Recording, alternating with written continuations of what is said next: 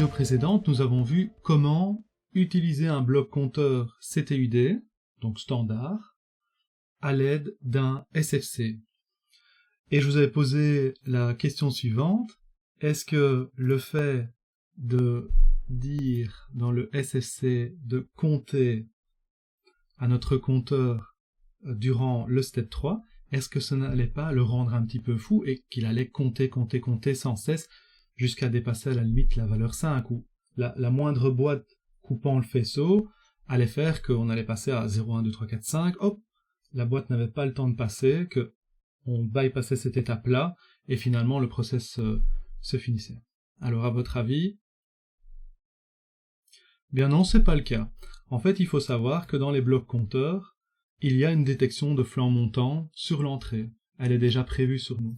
Ce qui fait que, réellement, à chaque fois qu'une boîte va venir couper le faisceau, on incrémentera le compteur qu'à chaque flanc montant sur cette variable. Vous n'avez pas besoin de rajouter cette détection de flanc montant, ça facilite quand même la vie. Et donc vous voyez qu'ici, la variable s'incrémente à chaque fois qu'une boîte passe, et que notre process fonctionne parfaitement comme lorsque nous l'avions contrôlé avec des counters pour sensé, donc des blocs compteurs vraiment disponibles dans l'automate. Voilà, nous sommes à 5, donc nous attendons que la boîte passe et nous comptons 2 secondes et le process s'arrête. Donc si on va voir au niveau du SFC, qu'on relance le cycle, on voit que on est bien à l'étape 0 pour le moment et qu'on set box reset counter. Donc dans notre compteur pour le moment, la pin reset est activée et notre variable nbox est bien retournée à 0. Donc pressons le bouton start ici. On voit bien qu'on passe d'un step à l'autre.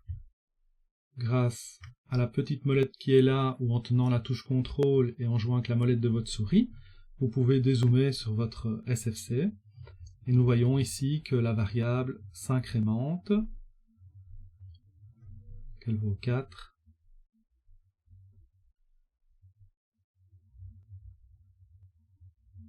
nous sommes à l'étape 5, et nous revenons à l'étape 0, et notre compteur vient de se resetter. Donc voilà, nous avons vu 2 techniques pour gérer le comptage des pièces. À vous de choisir celle que vous préférez. Elles ne sont ni l'une ni l'autre plus compliquées.